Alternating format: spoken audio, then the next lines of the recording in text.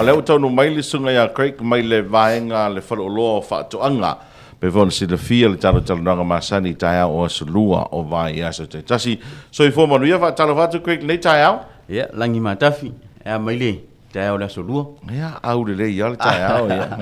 vai aku bisa iso sai stu pe sa ka sa iso sai stu e vo ma ko ai pua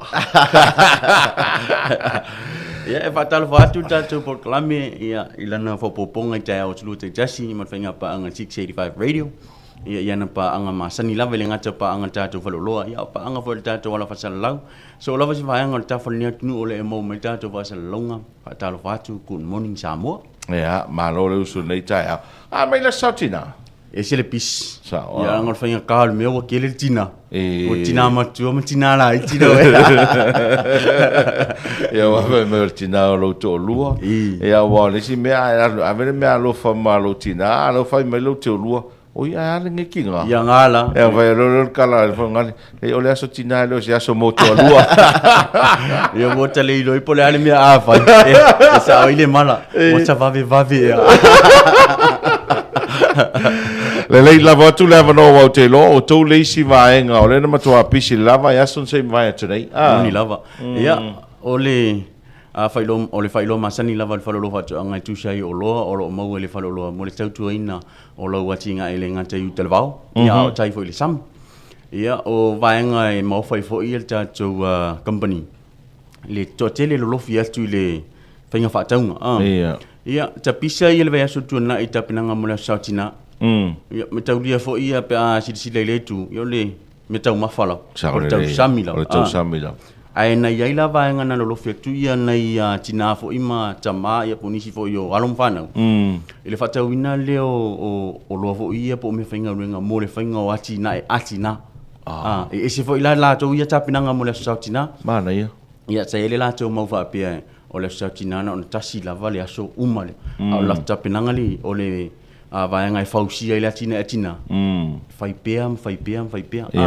il tu langa lo ia me fainga luenga karing tu sa fa luina ia ta to fa lo lo ila sautina ia e va tu fo si fa tai fa le o company ia tu sai ia o ila tu sa mani fo ia le fa mama venga company sa tu natu ia tau mai tatu fa lo lo ile lua se furu pasene off ia po le fa luina le o lo tu se lo talanga ilunga ne nga va ale okay vaenga na sa fa luinga o le teminero to po male tu langolo ia ile fanga solonga le usunga fondu marua saleia ile tele la male no i fo i o me finga luenga mo le finga mta fa yo ia nei fi au nei faltua o lo fa mo solo i fa lo fa tuanga taipei la o le suo okay o le piki o sa mala o tu i fo i fa mo luina parpala ia o tapoleni le si vaenga o le si fo ile vaenga e se le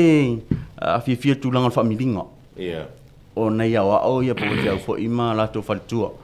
o le tulanga fo lo ia la to familinga mana to o ka fo ia fa tia matu e se le tele ina ka pisi o le tamato ma vaenga fa pena ia mo le fainga fo ile le ngata mo fonga tau mafa ia o se vaenga tu e fa alu tu pe sa tu pe fa alu tu pe le fa tau ina mo vaenga ni em pa una fella to familinga em pa to fa tau ina e to mo me tu mana ia yo al tasina vaenga le wo tu pe tangata moni la te lo le sona ta u ala valen ta to o ina mai te mer covid o le fai o tonga la o le tangata i au ta folon mo ta bolon la e sa o tu le ki le lo pole ale ngau o le mo pai na to i ta fa fale me yo yo al tele la tangata pe o ina e covid le na ma ta ya ma fo restanga ta fai le na i tonga la au moni la ia a misela atara noa la i le whainga vaenga umane e maua uma ia auto maua uma la wal falo fatanga a mata mai lava i lau plan mo le whainga sa watina e me whai ona e susua tu pa wha peoro tau pesiringia i lo maho fau whainga le plan okay ia e me whai ona e susua tu falo fatanga whatata noa ni so vaenga mo le whainga lo watina o le atina e tau mata e mpaino mata fusoani o le atina e waleva ona iai e mpaino mata fusoani ne ngata ilia o vaenga uma mo le whainga lo watina mai lava i le iti o lau la au le tau whaasau se iau o lava na fua mo la lau siusi o vaenga uma e mau e whalolo whatoanga o na inga lau whamtalanga pio whatata inga tatara noi na i whawhainga o fia mata mai mo mai a lea tanu a whapea ni o le fia whaisa utonga kapis Ka ke rope va fenga maka e ke waku le o ko e whakakia mai o ko le amatanga e soani o tau le amatanga. O le soani ngala vai e mau e whalolo whatoanga.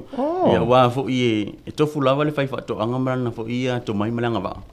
Ia e e soani ngale e whalolo whatoanga ia mo oelo e mana o mia. Le winga whamtelanga ia e susua tui o ia mātou te tui nā tūre whatula au. Mātou te whaasino ina tunga ia le whainga le whamininga uola. O le whatula au ele iola. O lona atawhata i tai le lumana i pia e tango toto. O lo wa iai whale tanga pala mo le whainga lo whamininga. O le tanga pala mo le si ina lo whamininga. Ia ma le tanga pala. Ia awananga lue ina i pia le minerale whaopopo. Ia i to tonu pala po le whaswhanua wa ato whaina mo le whainga lo whamininga. Ia wananga i le si mea o whaalongo i kokoonga o le mea leo le o le kūkama. Fai mai ke le ropo ku kama po le ale la aule ko le fai mai le se vaenga e ke ngofo e o milalo le faku ai fa u lunga piko pe ngai pe fa pi o pe fa u ngai ke le roi po na saonga ia ma tau le pe no ta u e tofu la vai fai fato anga mana fo ia aikia ia o le si mau tau avena le si fai fato anga ia se foi la na ia aikia mo le vave o le ola po le tupu mai o le fu o le la aule ia pe no ta u vai nga uma ia fai so ni fa lo fato anga mo o e mala wa tina ia o le tineia foi la o le incentive la fua po le manu fala fua o lo ia foi ia vai la au ia te matou em fai no tineia o le ofinga ia matou ia em fai ona fanga ina le laura kapis ia pena fo ia le vaenga le plitsem po le slakins neo mo le sisi ia po le ngau papa foi dia o mo tua tele tamana o no winga kofu ale ingi seki male vai la au e fanga moni lava ia wa pe o le mea le alu fa solo a koka ko o le motina ale spray ko le smo monga le pe fa ko fo pe o vai ta u o mala mala mo ta to tunu wa o loa ma vai nga umolo mo wa fa lova tonga o mo no vai ina ia tulanga fa ngai nai o le taimi ala nga tatau e fa ngai nai e o le vai nga no ta o le vai sisi o le plitse mai ia o le tele la vai o le fa tonga o le tau amunga la ia afa ngai tau timunga va bena mo le ia le olone il timu le winga fa mtelanga no ia isi o moli mawina a le slakins neula tato vai sisile o weather so taula timunga la ina ele se fai taunga le vai la o le slakins neo kau mai fo le tato po le Iron Max la le ilunga le leipo o le vaenga fo i tau e pione tau ia fa ilo matulanga uma o lo fa pina ile tino le lo ai tele tu ua fa lo ilona la sa le longa funga le ma vai tele fa mon mole va tu fa tu anga le fa tau ino fa ilo uma no fa pina ile tino le lo ya fa pe ile vaenga po tulanga le musua fa tau e mo fai ona e fesili le fainga luenga ai so swan wa ila to ye to mai manga ba il fa tino ina ia o nei vaenga maluna fa onga ina a wa chef so son e le ngata yu televao ia o tai fo ile ngata i fale ia mo ila to uma ua ia anga va fo ia po taleni ia mo fainga ni vaenga malo fa tai tele la kusa o loa e te whamtalaina le maua le tātou la le i vaitere. E maua uma fo la le sa longa sa vai. Ia, a fo i o le whamtalanga na pion tāu e le tātou por kalami o le mele i poru e le i sa vai. Ia, sa le. Ia, aua o le la i vaitere o la au tu. Ia. E pe o le sapalaia le o tātou la e lua i funga le. Ia. Masale longa. E le mawhai lao ne i se vaenga i pai ona sioki ia o loa i vaenga te tasine. Se ia vanga na ua susu atu se isi e whaatau ai ua le oia i le teimina. O le winga la o le whamatalanga ua le oia i. Ua uma i le teimina ai le o sioki ma le sapalaia i tātou whaloloa i vaiteli. E o vaenga umana. Ia o mea umana vai e mau i vaiteli. Ia e tauwhi ona mau i salilonga. Ia mafunga lei mo le whaititia lea po le whawhaingo o whi malanga inga le tunu whinga whataunga. Tatara no Greg Livele ngata i whale o le kausu e sa ofi. Ia. Ofi e fia ke le kuku nungo le. O le ngaluma kakai mo ofi vo. Le kausu e sa ofi o ai ko inga ofi e mo o ko e fia le tau.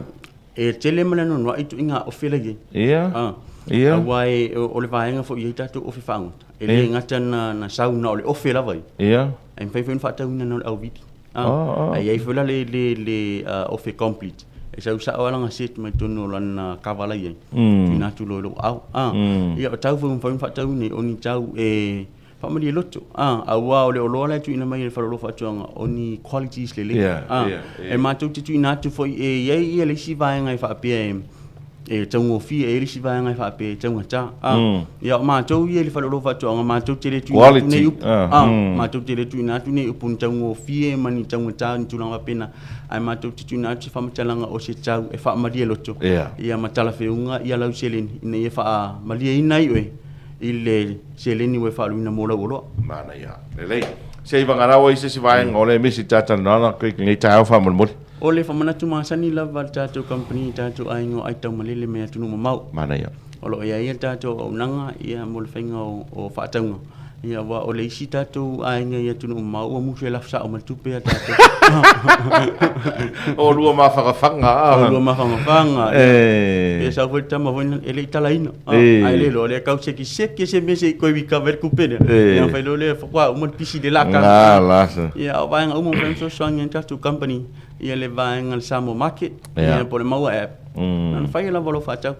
fa sa o me la volo fa tau online ia fa lina la visiti ate mato tina tu le lo ia ele ai se va nga fo ia ngulu fo ia o tolo ai tau malele ia po o tolo ia ile su nga manu ia fo ina tunu ia ma tolo no fo tini samo alo fa tai manu tele no favor ne yaso da do toif so tai lava yaso ia fa pena lava van lo fonga ia tau na ia